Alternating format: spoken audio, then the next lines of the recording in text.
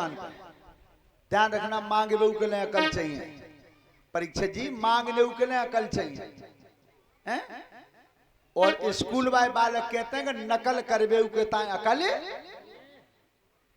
और पता है नकल जब की जाती है परीक्षा में, तो जो कॉपी जांचता वो कैसे पहचान लेता है कि जान नकल की है?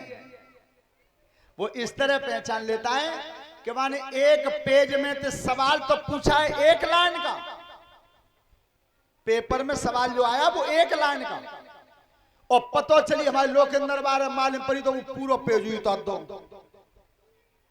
इसलिए समझ जाते हैं। श्रोता बंधु, तो मांग क्या रहे हैं उसे? दीन बंधु भगवान, अरे बनो जो तुम मेरे साथी।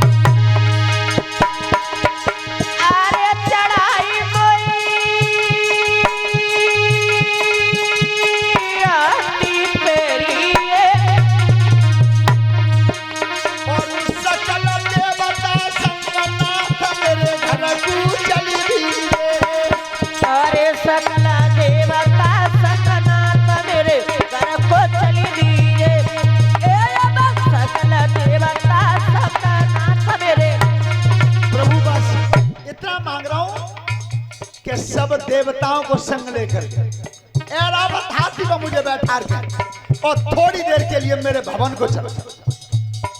मैं अपना सम्मान चाहता हूँ।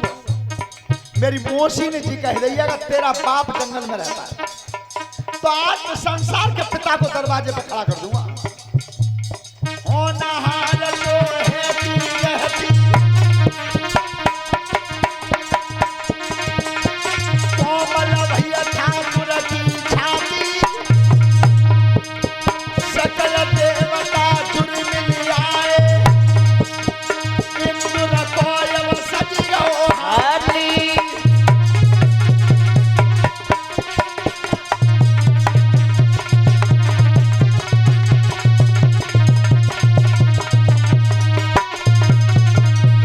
भगवान स्वयं संग आए, स्वयं।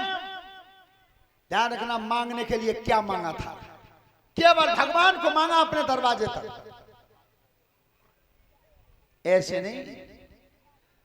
श्रीमान राजवीर सिंह जी ध्यान करें कि एक बार एक महात्मा और उनकी बाई और एक बेटा था, और तीनों शिव जी का ध्यान करते थे, भोलेनाथ का। तो एक बार जब भोलेनाथ प्रकट भये, तब कई भोलेनाथ ने मांग लो, क्या मांगना चाहते हो? तो सबसे पहले वे डोकरी बोली कि बाबा मैंने ज्यादा भजन करो, पहले मोह दे कि मांगो। 80 साल की डोकरी भोले बाबा पे मांग रही हैं। बाबा मोह पे अगर कृपा चाहता हो तुम अपनी, तो मुझे 16 साल की कन्या बना दे। बोले बाबा ने हाथ फेरो तो 16 साल की कन्या बनी। महात्मा ने की तेरे को समय नान चलो जाए, मैं मर में बैठा हूं बताए, और वो 16 साल की बन के मुस्कुरा रही है। अब नंबर आएगा बाबा को, बाबा तुम मांग लो। बाबा ने गुस्सा ला के आंखन में कही कि प्रभु अगर मोह दे वो चाहता हो तो तुम जा कुतिया बना दो। बोले बाबा ने हाथ फेरो तो कुतिया बनी। अब लड़का से पूछ के बेटा तू मांग, कि बाबा अगर मोती तुम प्रसन्न हो तो मेरी मैया जैसी हथिकाई तैसी की तैसी बना दे। 80 साल की डोगरी फिर बनेगी। तीनों ने मांग लो मिलो का हुआ, तो मांग बो के अकल चाहिए।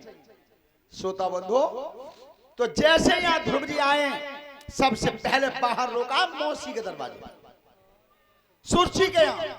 तब कि मैया देख रहा संसार का पिता तेरे दरवाजे पर है। आज सुरची लज्जित हुई और मन में कही कि भगवान अगली बार अगर मेरे बेटा कोख से जन्मे तो ध्रुव जैसा। तब एक दासी ने की, बेटा ध्रुव जा दिन ते तुम निकल के गए हो, ता दिन ते आज तक मैया ने बाहर पैर नहीं धोने के बाहुए तो देख ले। जिस समय ध्रुव जी अपनी महतारी के पास आए हैं, श्रोता बंधु मैया की हालत क्या हो गई थी, आंखों से दिखाई नहीं देता था।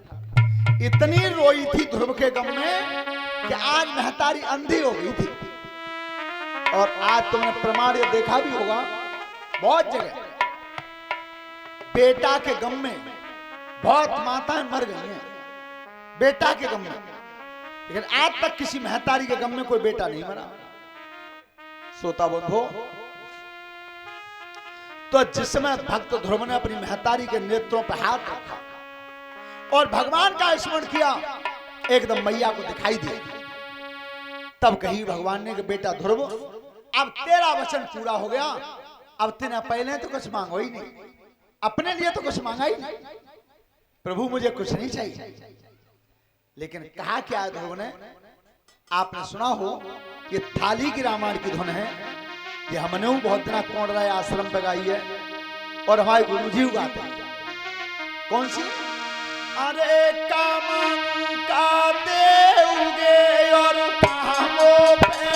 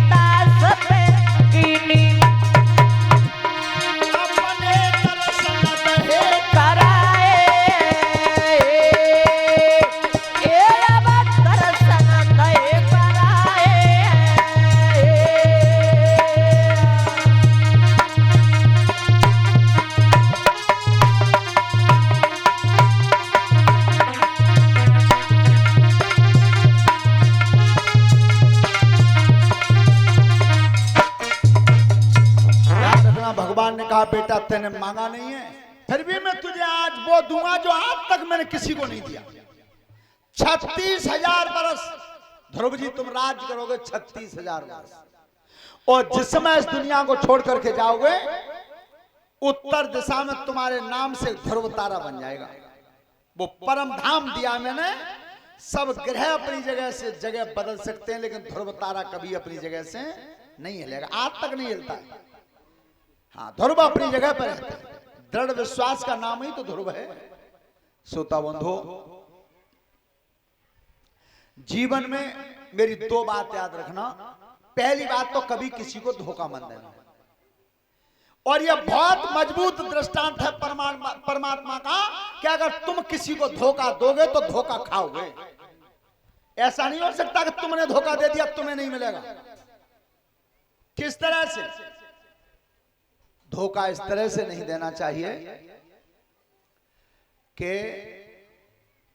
हमारे जे यज्ञपति महाराज जी एक दिन वृंदावन को जा रहे, सिकंदरा राउत टिकट ले, जितने रिश्तेदार बैठे हुए सब ध्यान से सुनियो। टिकट लई सो जे प्लेटफार्म पे पहुंच गए। अब कासगंज में होते आई रेल आई पूरी भरी भरी। अब चार रंग को प्लेटफार्म पर चक्कर काटे का पांव धरे में ठोड़ने उनकी वो भैया अब के मारेगी भाई, जो टिकट ले ली पांव धरे में ठोड़ना है। सो पहले देखी तुमने बालों को बड़े बूढ़े लठिया कन्हा पर धरे के बाद लठिया में झोला टांग लेते पीछे, कितनी बढ़िया खोटी। सो वो लठिया में झोला टंग रहा। अब कोई अकल काम नहीं थी। सो एक रेल के डिब्बा पे जाके बहुत जोत चिल्लाने का, जा डिब्बा में सांप के तो सांप की कई भैया, बालक बच्चे झोला डंडा ले लेकर सब डिब्बा खाली, पूरा डिब्बा खाली। भीतर घुस गई, लंबी बाई सीट देख ली। मूड तो झोला धर के अरे थके गए पूरे दिन के काम के सोई गए। अब सोवत रहे, सवेरे आंख खुली 4 बजे। आंख कब खुली? तब प्लेटफार्म पर वो केतली लेके आत को बाल लगा तो चाय सोने एकदम कहीं गोल लगा। तो वही जी रेल कौन से स्टेशन पे है? वह लड़का ने की चाचा सिकंदरे पे। क्या कल बिगड़ गई है? सिकंदरे तो बैठे ही हम सांझ 8 बजे और सवेरे के 4 बज गए। वो अब सिकंदरे पे बता रहे हैं उनकी चाचा वो त्याई बात तो बिल्कुल सही है, पर रात जा डिब्बा में काउन श्याप बता दो तो जी डिब्बा ही काट दो रेल में थे रह गए धरे सब रात। तो धोखा दोगे तो धोखा खाओगे, इसे गारंटी मजबूत बात मान लो। जीवन में किसी को धोखा मत देना। और बेटा चाहे तुम कौन से स्कूल में पढ़ जाओ, एमएससी और बीएससी सब डिग्री ले लो, लेकिन जो बाप के पास एक डिग्री होती है उसका नाम होता है तजुर्बा। वो तुम्हें कहीं नहीं मिलेगा। और तजुर्बा कैसे नहीं मिलेगा कि काऊ को बालक मुस्लिम यूनिवर्सिटी थे एमएससी करे आओ गणित थे। सुबह ने घरे आए कि कही के माताजी तुम्हें पता है मैंने गणित में एमएससी किया है? कि हाँ लला मोह ना मालूम का कहते हैं। क्या तो देखो सुनो, गणित में हमने जो सीखो है कि हम 2 के 3 बना देते हैं। 2 के 3 लला कैसे? सो तो तक मैं ताई लिया तो लड्डू धर के खोया गए। सो लड़का ने प्लेट में वो लड्डू तो पकड़ ले, फिर कही गला यही ना प्रैक्टिकल कर दूं। सुबह की माता जी देखो 2 के 3 बताऊं कि बताइयो।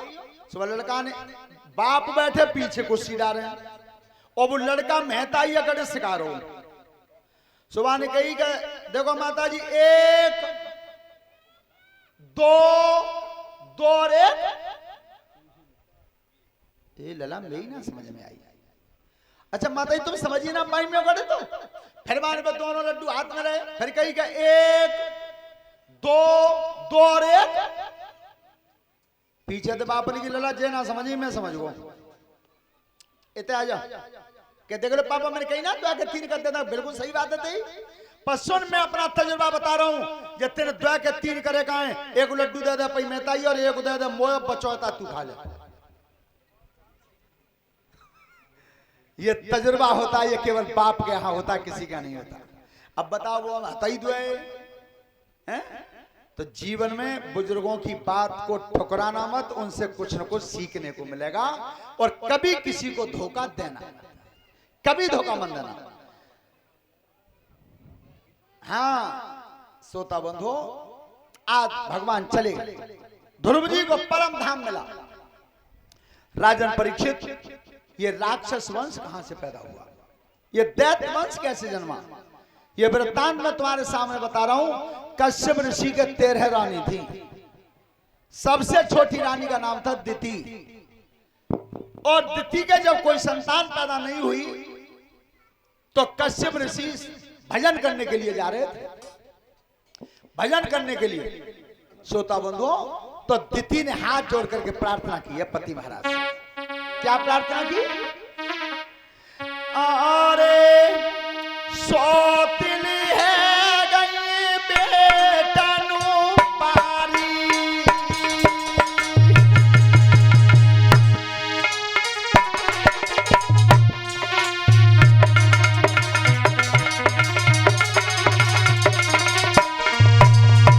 सोतिली है गई बेटनु पारी, और सूनी रही गई कोठिया मारी।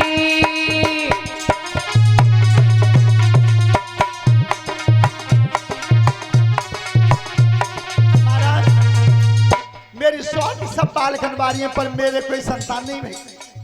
और आज तुम जा रहे हो तपस्या करने, तो विनती कर रही हूं तुमसे। कौन सी?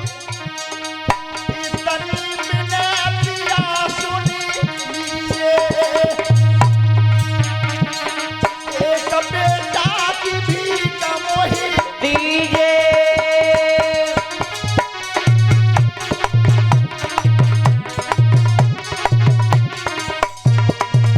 अरे दीदी तुम संतान की भीख मांग रही हो, तो इस बात को ध्यान से सुनो, ये दिन का समय है, ये सूरज बीच में चमक रहा है।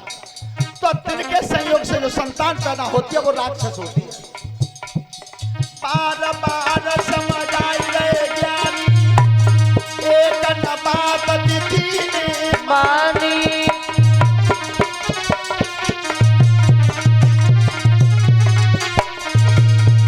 मध्यम दिन संयोग भयो तब दिखी के गर्भ रहो।